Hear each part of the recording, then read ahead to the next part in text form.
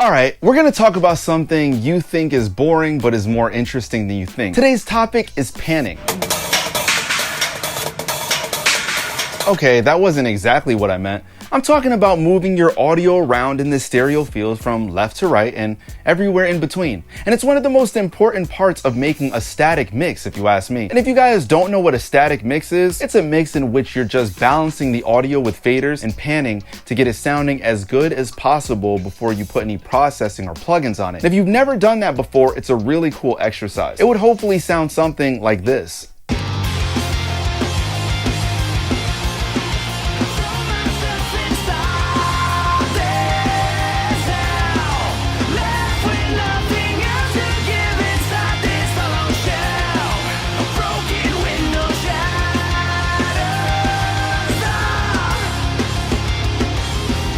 That's a great starting point to have before bringing any plugins into a mix, don't you agree? I don't get why people are so afraid to get creative with it. I mean, you can always set it back to center if it doesn't pan out. But we're gonna dive into this topic more than ever before to explain why getting your panning right is extremely important and how to avoid some of the mistakes. First of all, what's the most important part of panning? Creating a balanced stereo image. Tell me what's wrong with what you're about to hear.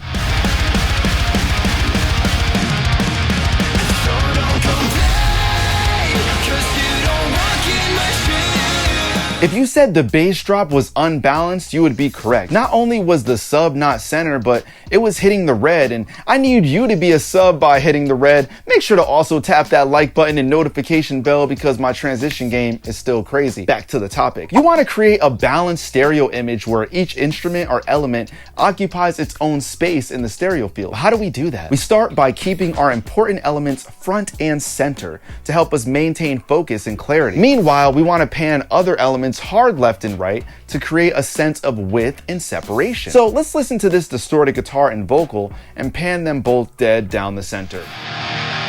So don't complain, 'cause you don't walk in my shoes.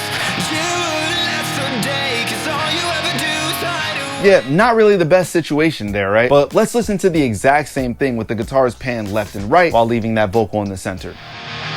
So don't complain.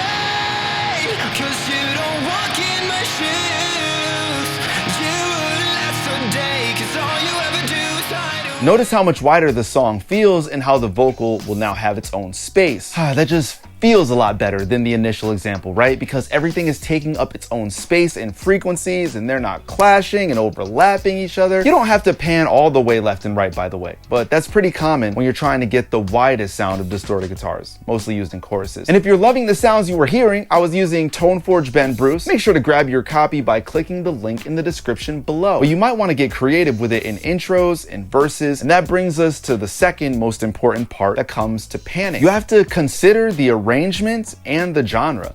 And this is important to consider when dealing with panning. For example, in a rock band mix, it's common to pan guitars and keyboards wider while keeping vocals and drums centered. In electronic or experimental music, more creative and extreme panning can be used to create, spatial effects. And it's always going to be a different scenario. Sometimes in rap songs, I'll hear a doubled vocal that's panned all the way left and right for a chorus. That's just not common practice in rock and metal. Not yet anyways. And this is why you have to think about the genre and mood of the music to make intentional panning choices. This is pretty standard stuff, so let's talk about something that can be a bit more interesting. Using panning for spatial depth. There's actually a number of ways to do this. Here's one that I like. By panning sounds slightly off center, you can create the illusion of sounds coming from different distances, adding depth and dimension to the mix. Experiment with panning sounds at varying degrees to create a realistic and immersive listening experience. Panning can also be used to create a sense of movement in the mix. For example, if you have a sound effect of a car driving by,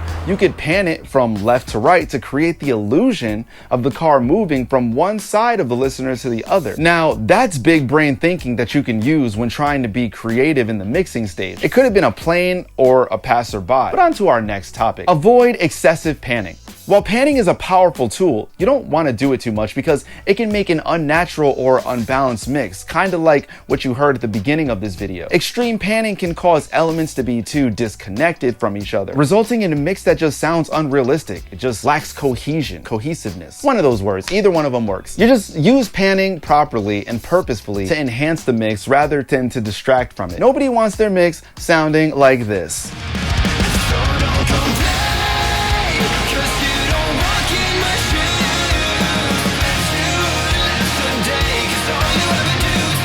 And we're gonna avoid making a mix ever sound like that at all costs, especially by getting into this final topic. Use automation for dynamic panning. And what I mean by this is you can automate panning to create movement and interest in the stereo field, or to highlight specific elements during different sections of the song. Automation allows for precise control over your panning and can add a dynamic and expressive dimension to the mix. For example, imagine a guitar panning from center to 100% left during a transition, or vice versa.